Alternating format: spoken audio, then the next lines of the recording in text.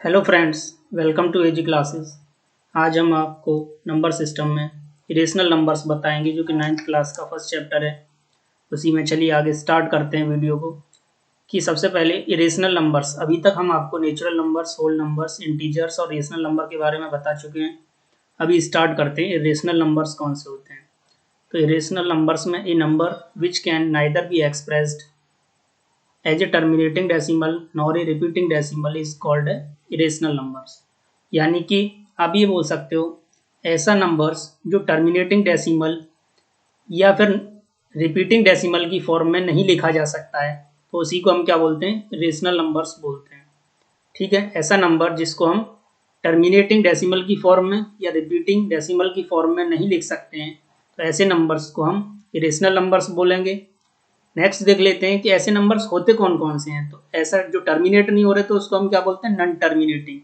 यानी ऐसा नंबर जो नन टर्मिनेटिंग हो और नन रिपीटिंग हो, यानी कि एक ही नंबर बार बार रिपीट ना हो रहा हो, तो ऐसे नंबर्स को हम इरेशनल नंबर्स बोलेंगे। जिसका कि एग्जाम्पल हमने यहाँ लिखा हुआ है 0.01, 001, 000 एंड 1 एंड सो ऑन। इसी तरीके से देखिए आगे तक ये चलता चला जाएगा। तो ऐसा नंबर आप यहाँ देख रहे हो कि सेम नंबर रिपीट नहीं हो रहा। पहले वाले में 01 है, फिर 001 है, फिर 0001। इस तरीके से ऐसे ही ये नंबर आगे तक जा रहा है। इसका मतलब ऐसा नंबर जो एक ही सेम ना हो और बार बार एक ही नंबर रिपीट ना हो और कभी भी खत्म ना हो, तो ऐसे नंबर्स को हम क्या बोलते हैं, इरेशनल नंबर्स बोलते हैं। चलिए नेक्स्ट देख लेते हैं कि इसमें लिखा हुआ है कि a non terminating and non repeating, ये वाला सेम वही है जो अभी लिखा हुआ है।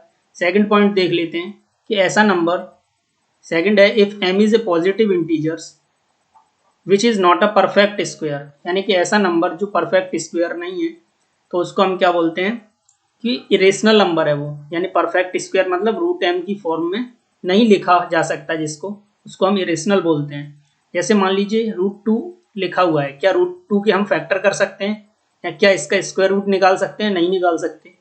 इसका मतलब ये नंबर कैसा होगा, मेरा इरेशनल होगा। मान लीजिए √5 लिखा, ये कैसा नंबर होगा, इरेशनल नंबर होगा, क्योंकि 5 के भी फैक्टर नहीं हो सकते। मान लीजिए 7 लिखा मैंने, तो 7 के फैक्टर भी नहीं हो सकते, इसका मतलब ये भी इरेशनल नंबर है। √13 हुआ, ये भी इरेशनल है। √15 हुआ, ये भी इरेशनल नंबर है। तो अब बात कर लेते हैं, मान लीजिए मैं एक नंबर और यहाँ साइड से लिख देता हूँ। मान लीजिए मैंने लिखा यहाँ पर √4, तो क्या ये रेशनल है या इरेशनल है? यानी कि ये वाले नंबर तो मेरे सारे के सारे इरेशनल नंबर्स थे। ठीक है, अब इधर देख लेते हैं कि ये 4 जो लिखा है, तो मैंने देखा कि 4 के तो मैं फैक्टर जानता हूँ, 2 × 2 कर सकता हूँ, यानी कि स्क्वायर रूट निकालूंगा तो ये 2 आ जाएगा। यानी ऐसा नंबर जिसका स्क्वायर रूट नहीं निकल सकता वो मेरा कैसा होगा, इरेशनल नंबर होगा। चलिए नेक्स्ट देख लेते हैं। If m is a positive integer, मान लीजिए m एक कोई पॉजिटिव नंबर है और वो परफेक्ट क्यूब नहीं है। जैसे अभी परफेक्ट स्क्वायर नहीं था, ऐसे ही ये नंबर भी कैसा है, परफेक्ट क्यूब नहीं है, तो भी ये नंबर कैसा बोला जाएगा, इरेशनल नंबर होगा। मान लीजिए कोई नंबर ऐसे लिखा हुआ है, √4 लिखा हुआ है, मान लीजिए क्यूब रूट में ये लिखा हुआ है, तो मैं इसके फैक्टर करके देखता हूँ तो ये आएगा 2 × 2। जबकि क्यूब रूट के तो अंदर तो हम 3 के नंबर्स के पेयर बनाते हैं, लेकिन यहाँ पर हम देखते हैं हमारे पास केवल 2 ही नंबर हैं। इसका मतलब इसके मैं क्यूब रूट नहीं निकाल सकता। जब नहीं निकाल सकता तो मैं इसको बोलूँगा ये कैसा नंबर है, इरेशनल नंबर है। तो ऐसा नंबर जिसका मैं क्यूब रूट नहीं निकाल सकता, तो उसको मैं क्या बोलूँगा, इरेशनल नंबर बोलूँगा। इसी तरीके से नेक्स्ट है pi is a rational number whose exact value is not a 22/7। यानी कि जो पाई वैल्यू होती है, पाई को हम बोलते हैं, पाई की वैल्यू जनरली हम 22/7 लेते हैं, लेकिन ये इसकी एग्जैक्ट वैल्यू नहीं होती है। एग्जैक्ट वैल्यू नहीं होती है तो ये कुछ 3.14283 एंड सो ऑन, इस तरीके से आगे तक बढ़ती चली जाती है। ऐसा नंबर है, आप देख रहे हो यहाँ सेम नंबर नहीं आ रहा है रिपीट होने में, और ये खत्म भी नहीं हो रहा है, तो इसका मतलब पाई मेरा कैसा नंबर बोला जाएगा, यानी पाई मेरा इरेशनल होता है। कैसा होता है, इरेशनल नंबर होता है। तो अभी हमें पता चल चुका है कि कौन कौन से नंबर रेशनल होते हैं, कौन से इरेशनल होते हैं। ऐसा नंबर जो परफेक्ट स्क्वायर नहीं है वो इरेशनल होता है, ऐसा नंबर जो परफेक्ट क्यूब नहीं है वो भी इरेशनल होता है, और पाई जो होता है वो भी मेरा इरेशनल नंबर होता है। अब इरेशनल नंबर से रिलेटेड कुछ प्रॉपर्टीज हैं, उनके बारे में देख लेते हैं। जैसे यहाँ लिखा हुआ है प्रॉपर्टीज ऑफ इरेशनल नंबर्स, तो irrational numbers satisfy the commutative and associative and distributive law for addition and subtraction. यानी यहाँ लिखा हुआ है कि जो इरेशनल नंबर्स होते हैं वो कम्यूटेटिव लॉ को फॉलो करते हैं। तो कम्यूटेटिव लॉ क्या होता है? अगर हम कम्यूटेटिव लॉ की बात करें तो ये हमने एक रूल पढ़ा था कि ए प्लस बी करते हैं इक्वल्स टू किसके होता है? बी प्लस ए के। तो ए प्लस बी जो है वो किसके इक्वल होता है? बी प्लस ए के। तो सिमिलरली ये इंटीजर्स के बारे में पढ़ा था हमने। अभी यहाँ पर हम किसके बारे में पढ़ेंगे? यानी कि इरेशनल नंबर्स के बारे में। तो एक इरेशनल नंबर मान लीजिए √2 है प्लस √3, ये किसके इक्वल होगा? √3 प्लस √2, यानी कि दोनों की वैल्यूज को अगर निकाल के सॉल्व किया जाए तो ये हमेशा कैसा आएगा? सेम आएगा। इसका मतलब ये किस प्रॉपर्टीज को फॉलो करते हैं? यानी इरेशनल नंबर कम्यूटेटिव प्रॉपर्टी को फॉलो करते हैं। इसी तरीके से नेक्स्ट है हमारे पास में कम्यूटेटिव लॉ। तो हो गया हमारा ये। एसोसिएटिव लॉ के बारे में बात कर लेते हैं कि एसोसिएटिव लॉ के अंदर क्या होता है। तो एसोसिएटिव लॉ जो इंटीजर्स के लिए हमने आज तक पढ़ा है, a प्लस बी प्लस सी, हमेशा 3 नंबर्स के बीच में लगता है, a प्लस बी प्लस सी। यानी अगर हमारे पास 3 इरेशनल नंबर्स हैं, मान लीजिए ये √3 प्लस √2 एंड √5 इक्वल्स टू, ये मान लीजिए ब्रैकेट जो है वो पीछे वाले नंबर्स पर लगा हुआ है। अगर हम पहले वालों को पहले ऐड करें और उसके बाद लास्ट वाले को प्लस करें तो ये जो आंसर आएगा इन दोनों का ही ये सेम आएगा। इसका मतलब हम बोल सकते हैं कि इरेशनल नंबर भी क्या करता है? इसको फॉलो करता है, यानी कि एसोसिएटिव लॉ को फॉलो करता है। अभी नेक्स्ट देख लेते हैं डिस्ट्रीब्यूटिव लॉ फॉर एडिशन। ये सभी हम अभी एडिशन के लिए बात कर रहे हैं। इसी तरीके से हम सब्ट्रैक्शन के लिए भी इसको फॉलो कर सकते हैं। चलिए अगर यहाँ से देख लेते हैं डिस्ट्रीब्यूटिव लॉ में क्या होता है? a cross b plus C equals to a cross b plus a cross C. इसी तरीके से मान लीजिए मेरे पास 3 नंबर्स हैं, √2 का मल्टीप्लाई √3 प्लस √5 से करना हो मुझे, तो मुझे क्या करना पड़ेगा? √2 का पहले √3 से मल्टीप्लाई करूंगा, क्योंकि पहले वाले नंबर का मल्टीप्लाई फिर बाहर वाले इस 2 का इस 5 से करेंगे, तो प्लस का √2 इंटू √5। तो जो भी आंसर आएगा वो हमारा, यानी कि ये वाला जो लॉ होगा वो हमारा कैसा बोला जाएगा? यानी कि डिस्ट्रीब्यूटिव लॉ बोला जाएगा। तो इरेशनल नंबर्स जो है कम्यूटेटिव, एसोसिएटिव और डिस्ट्रीब्यूटिव लॉ को फॉलो करते हैं। नेक्स्ट पॉइंट है कि अगर मान लीजिए मेरे पास 2 इरेशनल नंबर्स दे दिए गए मुझे, मैंने क्या करा? 2 इरेशनल नंबर ले लिए और मैं उनको प्लस करना चाह रहा हूँ और ये चेक करना है मुझे क्या वो रेशनल होगा या इरेशनल होगा।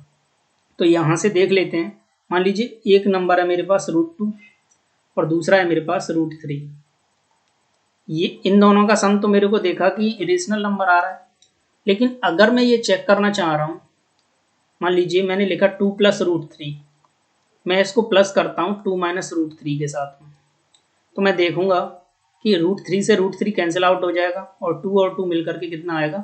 4 आ जाएगा। इसका मतलब 4 मेरा कैसा नंबर होता है? रेशनल। तो मैं ये कह सकता हूँ कि जरूरी नहीं है कि 2 इरेशनल नंबर्स को प्लस करने पर आंसर हमेशा रेशनल आए या इरेशनल आए, यानी रेशनल भी हो सकता है और इरेशनल भी हो सकता है। नेक्स्ट देख लेते हैं। इसी तरीके से अगर डिफरेंस करना हो मुझे 2 इरेशनल नंबर्स का, तो जैसे मान लीजिए √2 प्लस √3 लिखा हुआ है और अगर मान लीजिए मुझे माइनस करना है तो मैं यहाँ से देखता हूँ माइनस √2, ठीक है, सॉरी प्लस √2 एंड प्लस √3। अगर मान लीजिए मैंने इसमें से इसको माइनस करूँगा तो √2 plus √3 minus plus minus minus होगा। तो इसी तरीके से मैंने देखा कि √3 से √3 कैंसिल आउट और 2 से 2 कैंसिल आउट हो जाएगा। तो ये जो आंसर आएगा 0, क्या 0 मेरा इरेशनल है? नहीं, क्योंकि 0 को हम P/Q की फॉर्म में लिख सकते हैं ना। तो इसका मतलब मैं ये कह सकता हूँ ये रेशनल है। कैसा नंबर है? रेशनल नंबर है। तो मेरे दिमाग में ये चीज़ आया कि 2 इरेशनल नंबर्स के बीच में, यानी 2 इरेशनल नंबर्स जो भी होते हैं उनका अगर डिफरेंस किया जाए तो वो इरेशनल भी हो सकता है और रेशनल भी हो सकता है। ऐसे ही अगर प्रोडक्ट किया जाए 2 इरेशनल नंबर्स को लेकर के, तो 2 इरेशनल नंबर्स का प्रोडक्ट भी जरूरी नहीं है। मान लीजिए मैंने √3 लिया और दूसरा भी √3 ले लिया, तो √3 इंटू √3 ये कितना होगा? रूट में 3 इंटू 3 और स्क्वायर रूट से बाहर आएगा तो 3 आएगा, और 3 मेरा रेशनल नंबर होता है। तो इसका मतलब 2 इरेशनल का प्रोडक्ट भी इरेशनल हो सकता है और रेशनल भी हो सकता है। नेक्स्ट देख लेते हैं क्वेश्चन के बारे में। यानी कि अगर डिवाइड किया जाए 2 इरेशनल का, जैसे मान लीजिए √3 का मुझे या 2√3 है मेरे पास में और √3 से डिवाइड करना है, तो √3 से √3 कैंसिल आउट होगा, 2 आ सकता है, रेशनल भी हो सकता है।